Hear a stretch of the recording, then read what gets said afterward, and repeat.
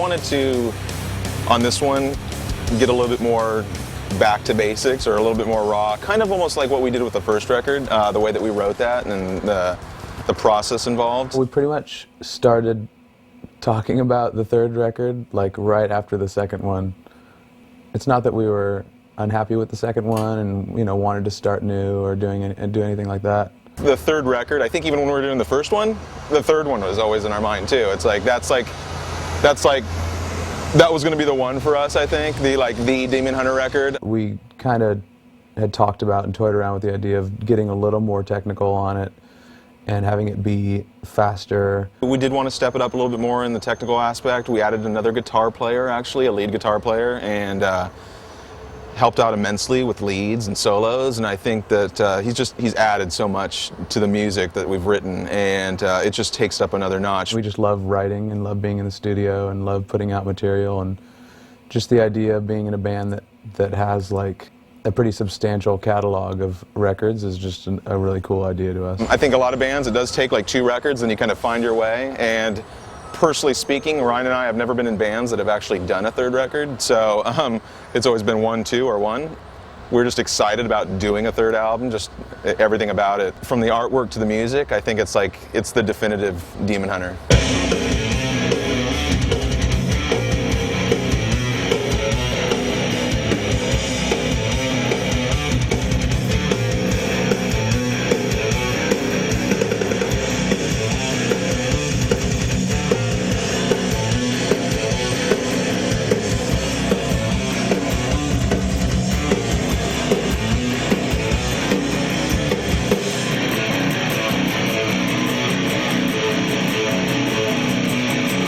This record, we really wanted to harken back to the days of when we loved metal. Our major influences come from mid and early 90s, like Roadrunner bands, Machine Head, Sepultura, Fear Factory, Prong, a lot of Pantera, Prong. The stuff that we grew up on listening to that really kind of stood the test of time with us, the stuff that we still listen to and listen to a lot. Those are our favorite bands. You know, we're definitely from the hardcore scene. We were in hardcore bands, a lot of people know that. But while we were listening to hardcore and just being immersed in that, we were also, you know, listening to this metal, and it was almost like, you know, someday it'd be rad to do a band like this, you know, great production, great packaging, the whole 9 yards. That kind of stood the test of time and something we knew we wouldn't get tired of doing. And also something that we felt like would fill a void in like, in particular, like with Christian music. You know, after Living Sacrifice had broken up, there's bands that are like hardcore, and there's noisy noisecore bands, and there's screamo bands, and there's hard rock bands. There's all these kind of like somewhere around the metal area kind of bands, but there's no like straight metal bands that are like, that have melody, like all those bands, you know, that are out there. There's not a ton of options for like Christian kids who want to hear a Christian band that does like, you know, Machine Head or Pantera style like melody mixed with, you know, some like with screaming vocals and stuff like that. And that's like what we grew up on and what we loved, and it was like we were kind of wanting to give that, you know, to the kids, to give them something that they could like get stoked on. And that's kind of what Demon Hunter is for us, and I think what this record is, I think it's definitely like a throwback to a lot of those old bands. A lot of those bands either aren't around anymore, aren't doing what they used to do, and I don't think there's a lot of bands doing what Demon Hunter's doing now. So anyways, I think just incorporating the same DH formula, the way that we write songs, adding lead parts, and just getting a little bit more technical and a little bit more heavy, but keeping the ballads. I think from the beginning, Demon Hunter's been a band that's had ballads, and we wanted to keep doing that. We actually wanted to do more of them, and those end up being a lot of people's favorite songs, and ours too. So as far as this record, I think it encompasses everything that everyone loves about Demon Hunter. The whole record was pretty much written between the hours of 6 and 9 a.m., about 3 days a week for about a month and a half. Since Ryan and I do have professional lives as designers, we have to utilize our time well. And so we actually wrote the Triptych from the hours of like 7 a.m. to 10 a.m. before work. We go in the studio and just start writing. I had riffs, Ryan had riffs, we put them together, put it down on GarageBand, and that's how the Triptych was written, you know, in the morning during like coffee hour. This time, for the first time, we actually used GarageBand to like demo the songs. Before, we just used like a little radio cassette player. I mean, totally ghetto. We've always done it like that. The first 2 records, I would sit in my apartment and just like on acoustic, I would write everything acoustic and just record it, little parts, and like it would be really scattered and really like, we'd just kind of Frankenstein songs together when we got together. With the Triptych, we definitely wrote a lot different, mainly because we took that step into actually demoing stuff on like a program, like a computer program, GarageBand, and like we laid it all out like really structured with second guitar parts and, you know, little harmonies and little leads, and I actually put drums to all the songs on the demos, so that when we, you know, sent it to our drummer, he'd know like kind of the structure that we were looking to go for and time signatures and stuff like that. So in terms of that, we were a lot more prepared with this record, and I think it shows. Cowbell, Will Ferrell Kind of style. like this cohesive sound.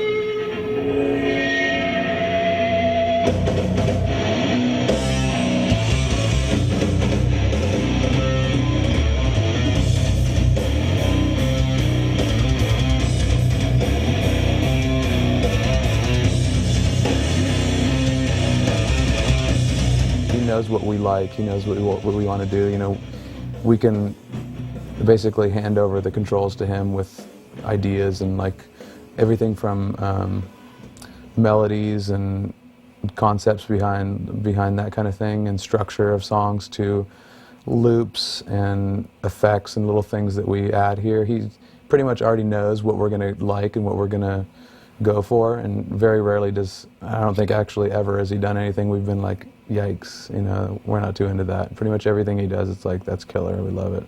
With Not I, it was, you know, there's definitely some like traditional Demon Hunter groove-oriented riffage and some of the, you know, the kind of anthematic chorus thing, almost like Beheaded had on the last record. I'm not going to be like this set of people, you know, we're set apart, you know, like as Christians and as, you know, young people, like, you know, guys that are kind of metal and punk or whatever, you know, you're just set apart from this whole other side of like society that is, you know, looks at you, views you in a certain way, whether you're, you know, Christian or, you know, just like a Hesher or whatever, like you're kind of looked at in a certain way.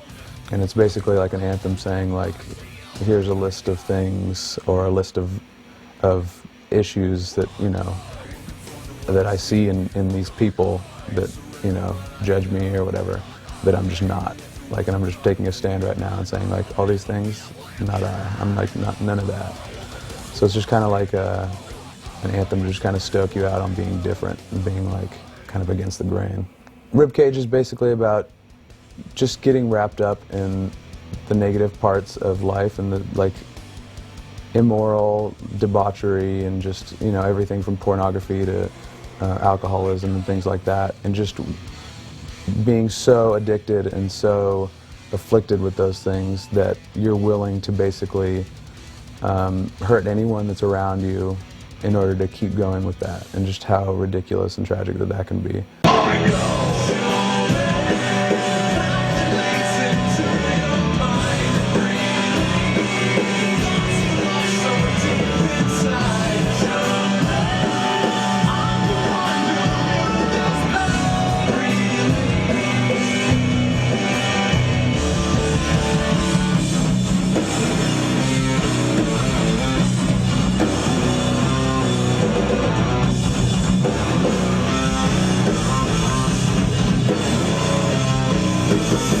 You gotta play Fire to My Soul, gotta play the Fire to I My want to play it in here. In the bigger.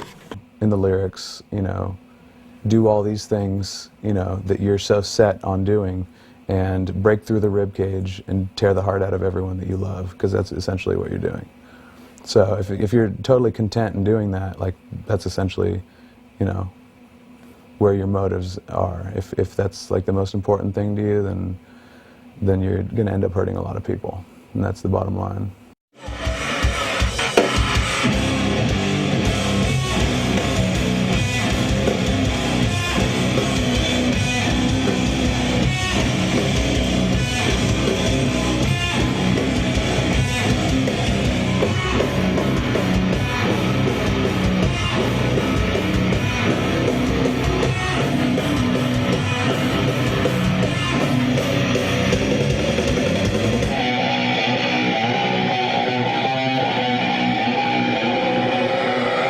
Fire to My Soul is a song that's kind of written from the viewpoint of a stubborn non-believer that's kind of like doing anything they can to ignore or like shut off their mind and their emotions and their life to any kind of spiritual side whatsoever. And I tried to write it like with a little bit of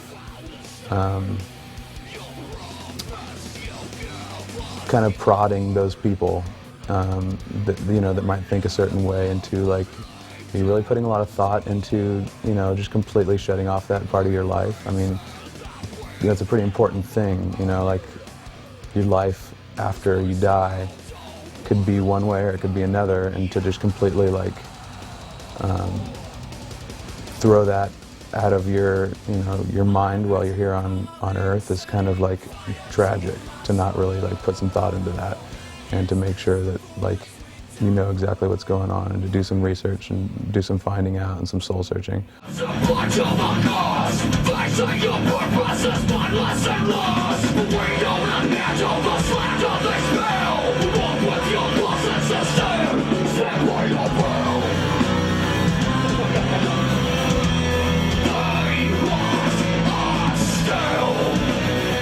Getting letters from soldiers during war, having photos of them with our shirts and stuff, that it's huge for us. And knowing that like we're like giving them some kind of glimpse into the future or hope,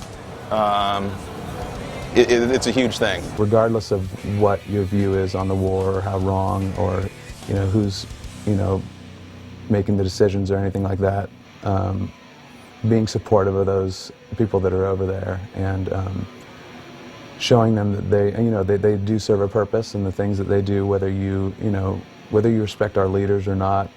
I mean, there's been wars in the past, and there's been people that complain about those wars and protests and everything like that, and that nothing's new under the sun as far as that's concerned.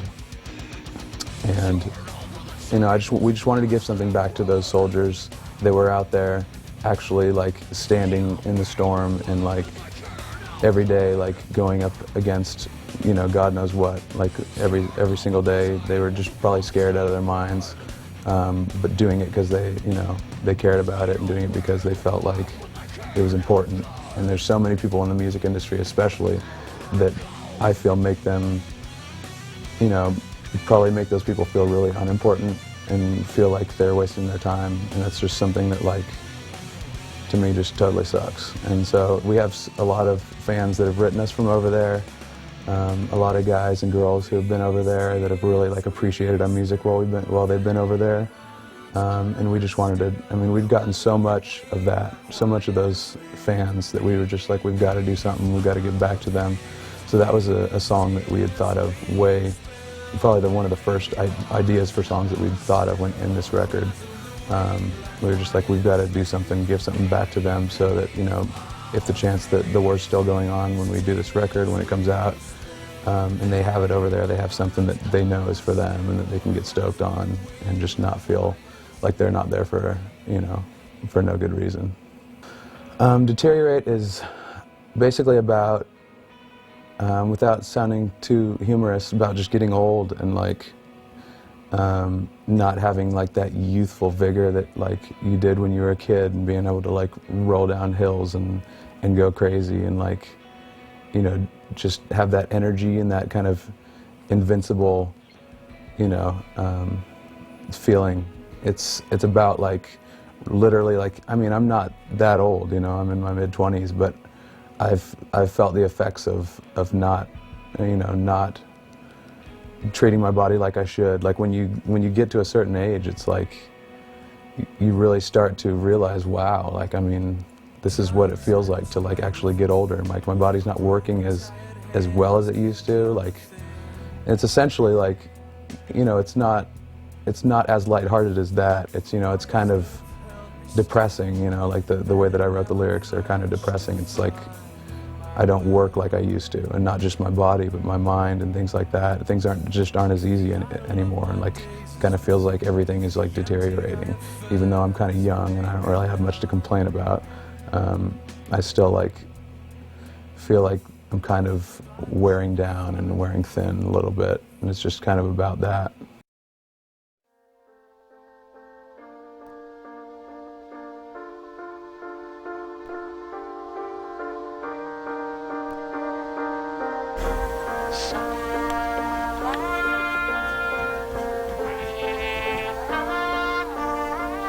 Okay.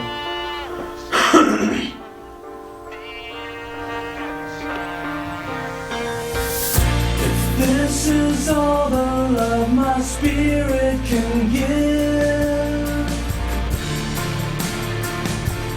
There is not a reason more to live.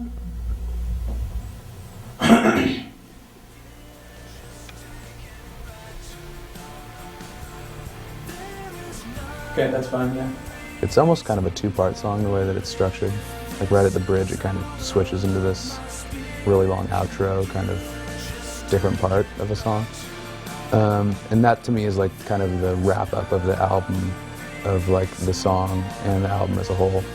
And that, in a nutshell, is basically about how it's this feeling of, you know, if this is all that I am, like, on this earth, if this is, like, all, like, that I'm capable of, like, emotionally and physically and spiritually and stuff, it's kind of depressing to think that we're only capable of, like, a certain amount of giving in terms of, like, emotion and spiritual, in our spiritual life and things like that, because it seems like, you know, there's a certain point at which we give, and then the rest is just pretty much just living for ourselves or being selfish, or you know doing things that are on our agenda and things like that. And like, you know, I think everyone struggles with that. I totally struggle with just doing things that are on my agenda and like on my time and whatever I need to do for myself, and having to stop and think and like, I mean, what am I giving? What am I doing for like my wife or my friends or my family or things like that? Because I'm constantly just thinking like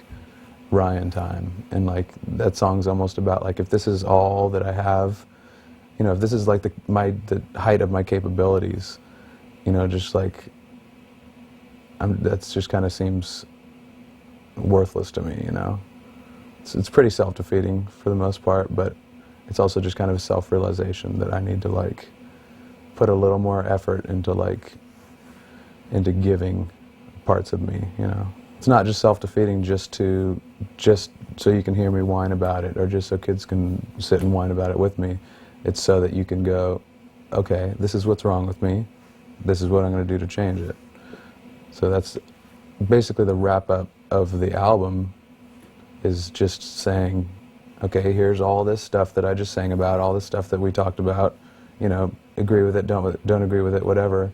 But you know, if there's anything that you take from it, and if there's anything like that you can relate to, then take that and, you know, hopefully do something better with yourself, and like, you know, take heed to like maybe some of the things that I've like gone through or had to deal with, or things like that. You know, maybe I speak, you know, for some of the people that have gone through these same things, and they can go, hey, you know, I've done that too, I've dealt with that. That's good to know that someone else is dealing with it, someone else is like striving just like I am. I mean, I'm not like, yeah, these things are in my past and I'm like totally perfect now, I'm fine. Like I got through all that because I wrote a song about it. It's like I'm like on the trail to like recovering from like all this stuff, and like I'm growing in like a million different ways, really slowly too. So it's like I'm on that trail, just like, you know, a lot of the people that listen to the music are on that trail.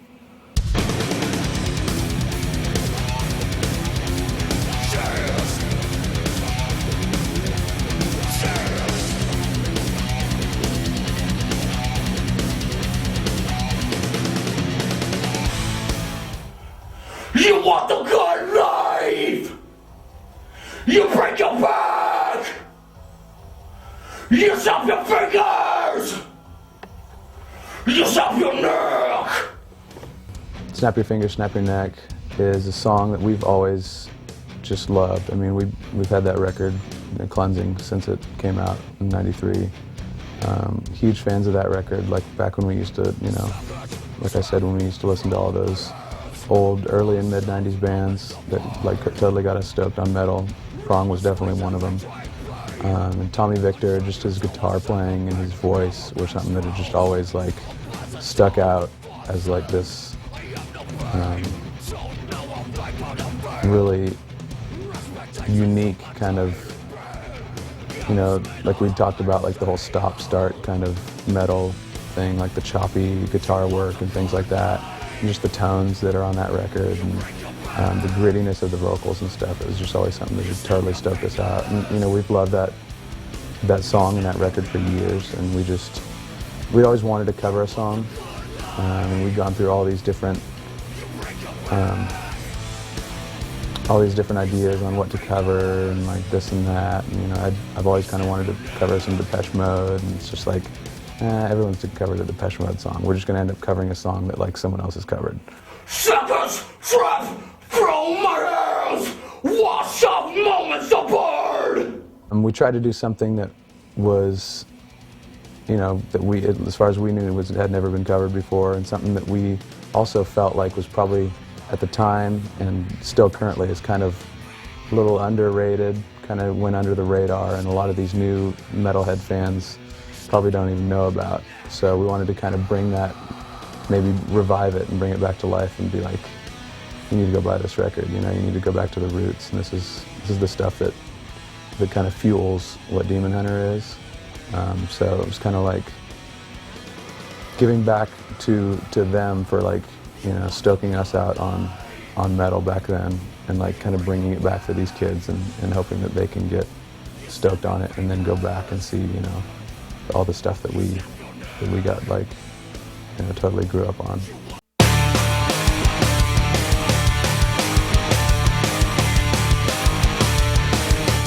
We definitely kicked around the idea of just calling it 3, mainly because of records like Danzig 3 and Led Zeppelin 3 and just the classics that were, you know, where they just numbered the albums.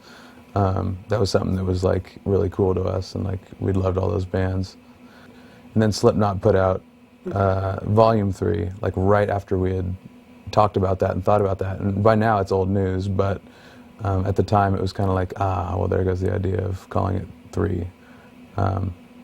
Not that it would be exactly the same, but it's pretty close, and since we've had people compare us to them before, it's like, that's the last thing we needed, is to like, it seemed like we ripped off their name, so.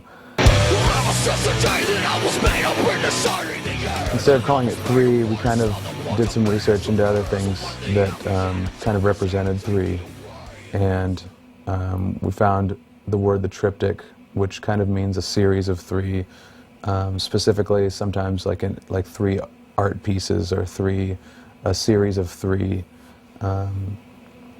artistic manifestations, or something like that. So, you know, every record that we do, we want to, you know, it's fairly conceptual. Not that the songs follow any kind of storyline or anything like that, but we like to put like a lot of thought and meaning and like artistic expression into like everything that we do, whether it's like a photo shoot or a video or anything like that. We kind of try and go the extra mile whenever we can to make it pretty thoughtful and I guess deep, you could say. As a lot of people know, Ryan and I we have a professional life where we're graphic designers and we work in the music industry, where we do CD packaging and just artwork for bands all day long. And Demon Hunter is an outlet in so many ways for us, musically and artistically, when it comes to the visual aspect of it. It's always been an importance from the very beginning. We literally have kind of formulated how everything is going to go with Demon Hunter. The first album's going to be self-titled. They're going to be, you know, there's, from the artwork to the music, it's all been thought about. It hasn't just kind of happened. So it's a way for us to express ourselves in a different way. Last album, we had kind of the amazing photo shoot where we're out in the forest, kind of with the coffin in the car, and we, you know, spent a lot of time thinking about that. Every record that we ever do is going to be in some form the Demon Hunter logo. And we kind of plan to repeat that on every album cover, almost in the way that, like, as cheesy as it sounds, like Chicago, the band, every single album cover had like that Chicago logo done in a different way. And on this album we have 3 different versions of it, and it's kind of like our way to go outside of our professional life and hire someone else that we look up to actually to do work for Demon Hunter. We got Dan Seagrave on board, who'd done work for everyone from like Morbid Angel to Malevolent Creation, Suffocation, bands like that. Just a total amazing, fine artist. And we thought about, well, why don't we incorporate 3 different kind of animals, or I guess not technically animals since one of them's a spider, but 3 different animals like on the covers and have it be like, have them set apart even more so, because we were thinking, just having 3 different looking logos is kind of like, I don't know if that's set apart enough. So we wanted something to be really, really specifically different. So we thought of a snake and spiders and, ravens or crows. So those are basically the only art direction that we gave Dan, and he just kind of ran with it. And he's delivered like to the nth degree. Even from the photo shoot down to the cover, we just spent a lot of time in conceptualizing it, thinking about it, and we try to one-up ourselves every single time, and we hope that we pull it off. So it's definitely very important to us. We're not on the road all the time because of our professional lives, and I think that in some way we kind of try to make up for the lack of us appearing in your city. There's going to be something amazing, the music's going to hold strong, it's going to be on its own, and and the artwork's going to be amazing. And we just kind of want an entire package for the fan, and that's kind of what we put into it.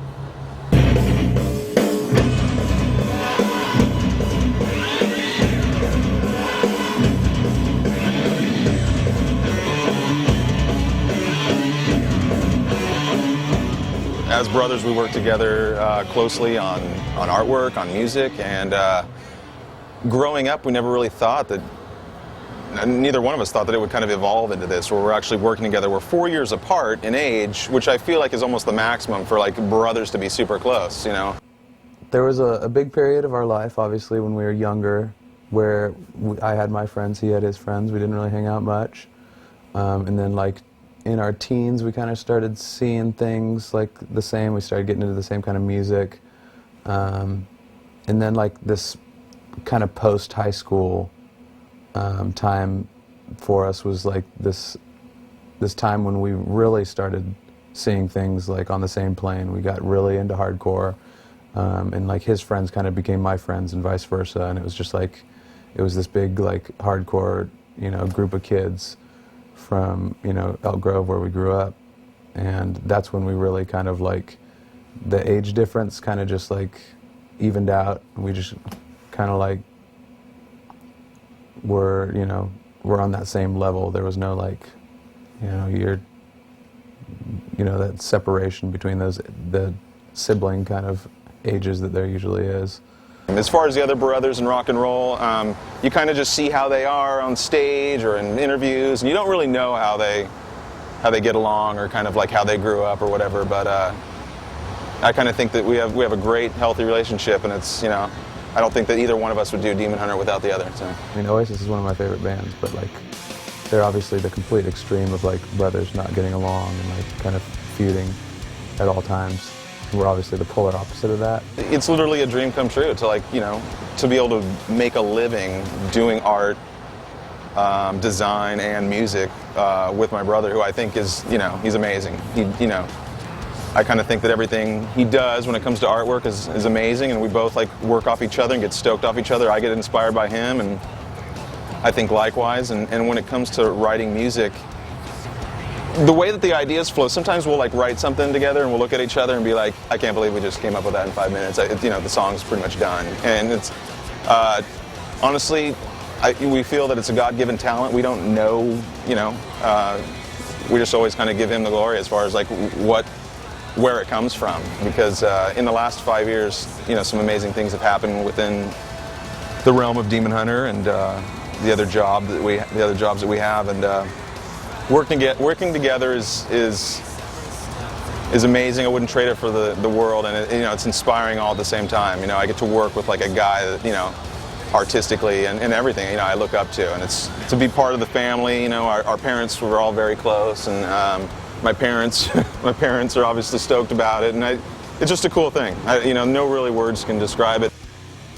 We have this kind of like a Siamese twin connection in terms of like what we like and what we think works. It's like, you know, I don't think there's anything that I could write that he would be like, you know, other than maybe real little details.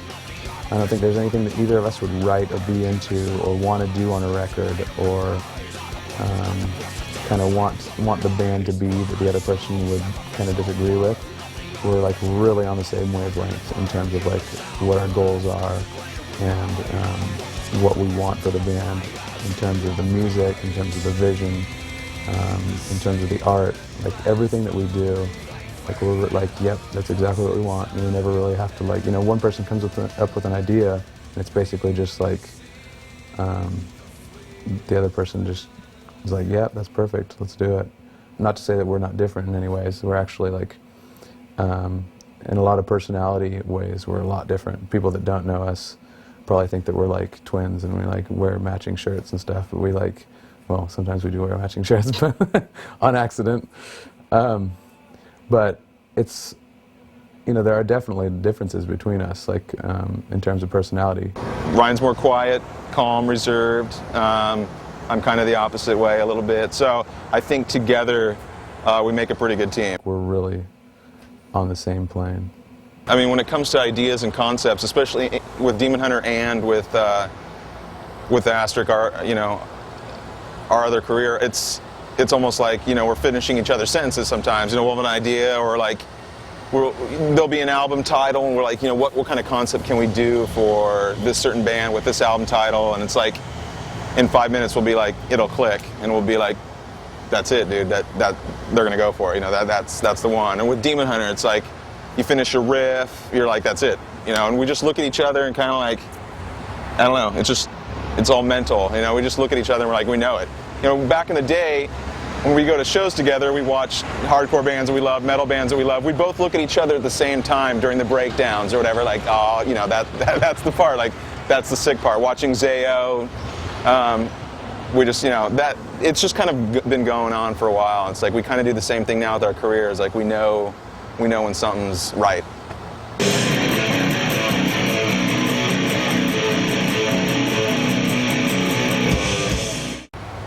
With Demon Hunter, it started off as an idea, and you know, kind of us joking around one night, like, dude, that would be rad to start something like this, where we're taking influences from bands that we love and turning it into this little project. And honestly, when we went into the studio the first time to do Demon Hunter, we didn't think it'd be anything more than that, just a project. We're super proud of it. You know, we'd always loved melodies and hooky choruses, and loved so many different kind of bands, from British bands to some pop bands to pop punk to metal. I mean, we love everything. We wanted to kind of obviously keep metal and heavy, but bring in a melodic aspect to it. And so when the first record came out, kind of blew us away as far as like what the fans were thinking. It steamrolled into this thing that we had no control over anymore. It's like, you know what, we kind of got to go out on the road now. We want to support this band, support this record, and we wanted to show fans that, you know, Demon Hunter is a real thing. It's a real band. It breathes. It's alive, and we wanted to go out and show that to people. And I think the first tour we did that. And with the second album, it was like, wow, so this is like, I'm not in control at all anymore. It's, you know, there's now like 35 tattoos. Kids are writing, people in Iraq are writing to us. It's becoming way bigger than we ever thought. It's something that we can't even control anymore. And to be honest with you, we have such a strong belief that this band is for the fans. Demon Hunter is for every kid out there that listens to this album and gets something out of it. It's become this thing where, like, we don't ever want to stop. We don't, you know, we can't sing it ever stop. As long as we can control it on when we record and when we tour, I don't see it ever ending. It's something that has kind of spiraled into a beast of its own, and we're so thankful that people get so much out of the music. It's, you know, it's not only like a ministry, it's also just a huge passion for us, and we feel very blessed to be doing Demon Hunter. This record has a lot of firsts on it for Demon Hunter. I think it has something for people that might not have saw Demon Hunter a certain way and might have thought, I wish Demon Hunter was more technical. I wish they had, you know, breakdowns. I wish they kind of went a little further with the electronic thing or anything like that. Went, you know, kind of had like some acoustic stuff, some even, you know, mellower stuff or like some extra songs or anything like that.